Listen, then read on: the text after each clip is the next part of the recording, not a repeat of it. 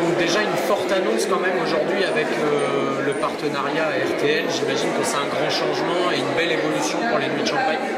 C'est une évolution que d'avoir un partenaire comme RTL, la concordance, la concomitance de cette nouvelle horizon Grand Est pour le festival et cette radio pour qui c'est le territoire de prédilection, il y avait là une évidence. Plus important, c'est le partage des valeurs. En fait, dans cette idée des Nuits de Champagne, on propose aux festivaliers de devenir acteurs-chanteurs de leur festival. Pour RTL, c'est l'auditeur qui doit de plus en plus animer l'antenne. Voilà, c'est très très curieux, mais c'est une très belle rencontre. Et je crois que c'est une nouvelle étape pour le rayonnement des Nuits de Champagne, en tous les cas. Comment s'annonce ces nuits folk, pop folk? Mais ces nuits pop folk s'annoncent bien. Il semble que la programmation ait trouvé un accueil plus que fort au niveau du public, puisque déjà 4 concerts sont complets.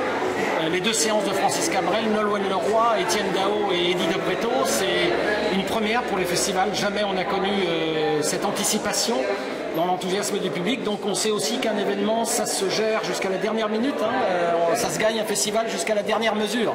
Il faut bien garder ça en main, donc en tête. Donc l'équipe est très forte mobilisée et je pense que le public est en train d'adhérer très fort. Il y a l'esprit de Francis Cabrel qui... Oui, mais je crois qu'il y a d'abord l'esprit folk. L'esprit folk, a priori, il y a une adhésion des gens sans trop savoir forcément, sans trop avoir de culture folk, mais c'est quelque chose qu'on a envie de partager en réalité, ce répertoire. Donc il y a Francis au cœur de l'histoire, il y a ce Québécois qui arrive et que les gens vont découvrir, donc c'est excitant. Et puis Dylan, pour quand même pas mal d'entre nous, c'est une très grande histoire de voix, de chœur, d'air qu'on connaît tous. C'est incroyable cette histoire. Donc je crois que notre choix a été bon, il reste à transformer. Et là-dessus, je pense que le duo Cabrel-Fred Pellerin va être détonnant pendant la semaine. Ça, je suis assez convaincu parce que c'est Fred Pellerin qui va amorcer la semaine avec son spectacle de conte. Et quand les gens auront rigolé, comme j'ai rigolé quand j'ai découvert ce spectacle, ça promet une très belle édition, je pense. Le festival aussi qui soutient la scène française. On peut dire un mot du concept Staff? Oui, Staff, c'est une proposition de Francis qu'on a largement accueillie, puisque pour la première fois, les rencontres d'Astafor qui existent depuis 20 ans. Depuis 20 ans, 2-3 fois par an, le petit village d'Astafor accueille 15-20 auteurs-compositeurs, interprètes en formation. Francis parraine ces rencontres d'Astafor et pour la première fois en septembre 2017, les chansons qui ont été écrites ont vraiment touché toute l'équipe des rencontres d'Astafor au point d'en faire un album. Cet album s'appelle Staff, puisque eux, entre eux, ils disent Stafor, Staff, je vais à Staff, voilà l'origine. Mais voilà, 15 titres, 14 titres dans cet album qui sortira le lendemain du concert où pour la première fois, les artistes qui ont écrit les chansons et qui les chantent vont venir les interpréter. Donc c'est un événement pour le festival qui va être précédé d'une résidence pendant une semaine.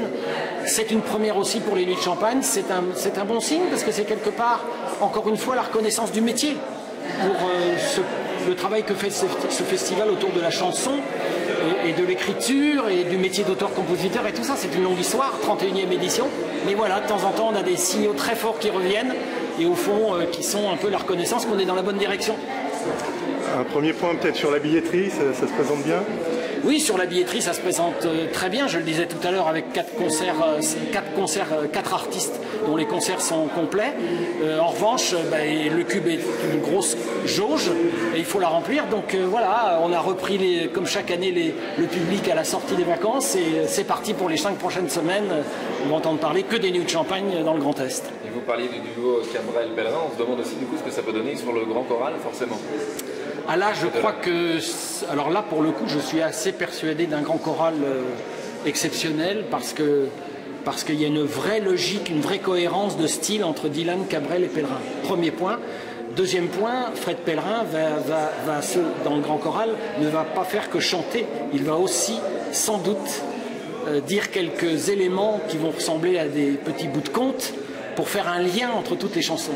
Tout ça a été pensé et j'ai l'impression que le Grand Choral va encore une fois franchir une étape dans cette 31e édition des Nuits de Champagne.